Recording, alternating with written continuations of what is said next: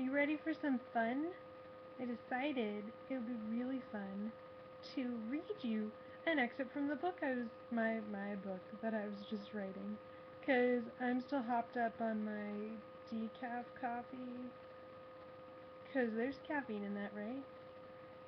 I think I'm just on a writer's high. It's like a running high, but you don't have to move.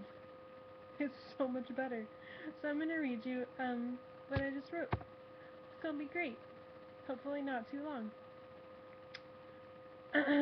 And no, you don't get to know where the plot has been or where it's going. That night, Laura, naked and alone in the bathroom, unwrapped the clippers she'd purchased at Walmart that afternoon. She stared at herself in the mirror. Her not blonde, not brown hair hung around her neck in a not straight, not wavy fashion. Her grown-out bangs flipped out dangerously, as if they would stab someone who got too close. Her eyebrows, begging to be plucked and trimmed, didn't stand out but didn't blend in either. They were dark, not like her hair at all, but also not black. She looked at her eyes, her favorite feature on her whole body. Green, but sometimes blue if she was wearing enough blue, with flecks of gold thrown in the center. They were intense and soft all at once, and they stared back at her with a smile, as if to tell her, "This is the day you begin." "This is the day I begin," she repeated aloud. Her freckled, tanned face smiled at her, giving her courage to believe she would still look human if she had no hair. She found the largest attachment for the clippers, deciding to start slow and give herself a buzz cut, in case she freaked out and couldn't handle a fully shaved head after all. Of course, deep down, she knew this was a stepping stone to get her to the final shore of complete baldness. The first stroke taken, timidly from the back of her head, and the locks landed on the floor, tickling her shoulder as they fell. Timidness gone, she was committed, and the locks fell like snow all around her, sticking to her skin wet with nervous sweat, and her hands began to shake with adrenaline. Her feet were soon covered in a soft carpet of hair, which appeared much darker 5 feet and 7 inches below her watering green eyes. Hair had managed to stab them repeatedly. She ran her fingers through her hair and felt only a short crop of fluff.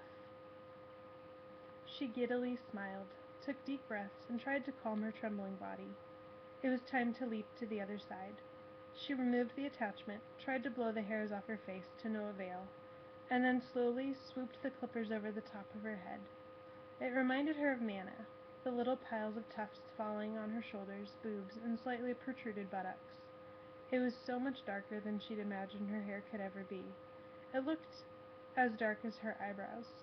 She carefully buzzed around her ears, the vibrations reverberating on her skull and giving her goosebumps, which felt so strange on her half-bald head. It didn't take long before her clippers couldn't find any hair to clip. She tried to run her hand over her head, but it was like Velcro, not at all the baby-smooth skin she had imagined it would be. She wiped the small pieces of her hair away from her eyes, and saw... lost my place. She wiped the small pieces of hair away from her eyes, and saw her shockingly bald self staring back at her. She burst into laughter and tears, holding her head with her hand, feeling an intense heat where it lay and an intense cold where her head was naked. She moved her hand over her head, sounding like sandpaper on wood. Her scalp was oily, and now her palm had a sparkly sheen to it. She surveyed the floor around her. It was like moss in the woods or a bed of pine needles. It was soft and cushiony, and also vaguely disgusting to be walking on all the hair from her head. She gathered it into a grocery bag, feeling like it needed to be buried or burned, not thrown away. She tried to brush the hair off her body, but her skin was sticky, and she only succeeded in moving it around. So she showered. The water rushing over her scalp was such an incredibly intense feeling. Pardon me. The water rushing over her scalp was such an indescribably intense feeling. It was like rain on a windshield, or a sunroof, during an early winter rainstorm. Seattle was privy to these in November. She watched the last remnants of her hair trail down her legs and whirl around the drain until they disappeared near the center of the water cyclone. She ran her hands over her head again and again, unable to comprehend that her scalp was not this Velcro. Unable to comprehend that her scalp was this Velcro-like texture and this small round shape. She was, however, pleased to find her scalp wasn't lumpy or misshaped. I guess my sister didn't drop me on my head as a kid, she thought sarcastically. She heard a knock on the door. "Laura, did you do it?" yelled Jane. Laura turned off the water, wrapped her petite body in a white towel, and opened the door, still dripping, though she was impressed at how little she dripped without her hair. "Ah!" Jane screamed. "You are such a badass!"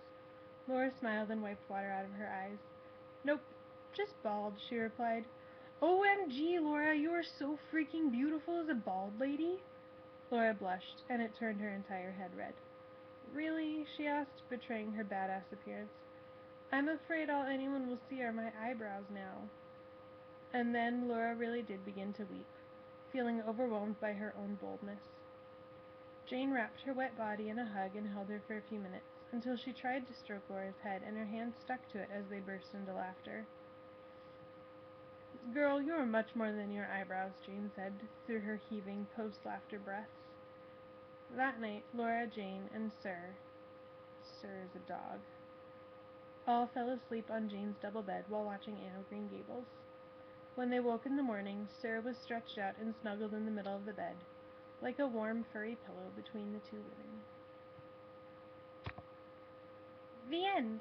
Except not really. I have to write 5,800 more words or something tomorrow, and then it's the end! Except not really then, because then I have years and years of revising ahead of me, right? I love writing. It never ends. So I hope you all enjoyed that fantastic reading. Look forward to more, or maybe a full-length book one day. Lovies! Bye.